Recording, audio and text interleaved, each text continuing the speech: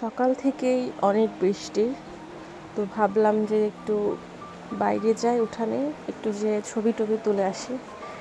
ছবি বলতে আসলে গাছের ছবি, আর এগুলো তুলতে আমার সবচেয়ে বেশি ভালো লাগে যে গাছের মধ্যে বৃষ্টি পড়ছে আর সাথে সাথে হচ্ছে এই একটা সুন্দর একটা, আমার কাছে এটা সবচেয়ে বেশি ভালো লাগে। মানে একদম মনে হয় যে একটা অদ্ভুত সুন্দর একটা দৃশ্য, এই জন্য আমার মানে যাইতে খুব ভালো লাগে। স্পেশালি যখন এই যে এটা তুলসী গাছ, এটা নয়নতারা। আর আমি এটা যখন ভিডিও করছিলাম তখন ভাবতেছিলাম যে মানে এত সুন্দর কীভাবে হয়।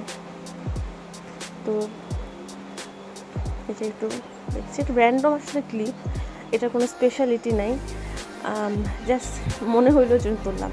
আর এটা হচ্ছে নীলকণ্ঠ ফুলের গাছ, মানে এত সুন্দর লাগছিল গাছটা দেখতে যে মানে আমি আসলে মিস করতে যাচ্ছিলাম না যে এমন একটা বৃষ্টির সময়টা। আসলে এটাই মেবি ভাদ্র মাসের শেষ বৃষ্টি, আর মানে এখন একদম কয়েকদিন পর থেকে শীত মোটামুটি পড়া শুরু করবে, যেহেতু সামনে দুর্গাপূজা।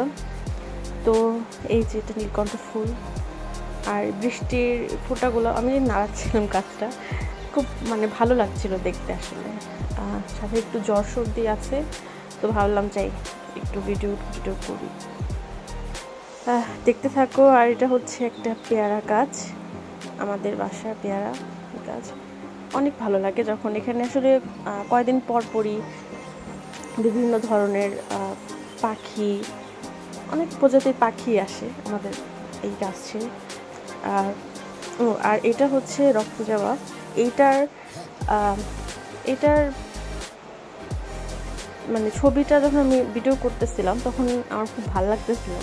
আসলে ভালো লাগাটাই স্বাভাবিক, ভালো লাগে। এটা আসলে আহমরি কিছু না, আমার খুব ভালো, মানে আমার শখের বসে আর কি ভিডিও করা।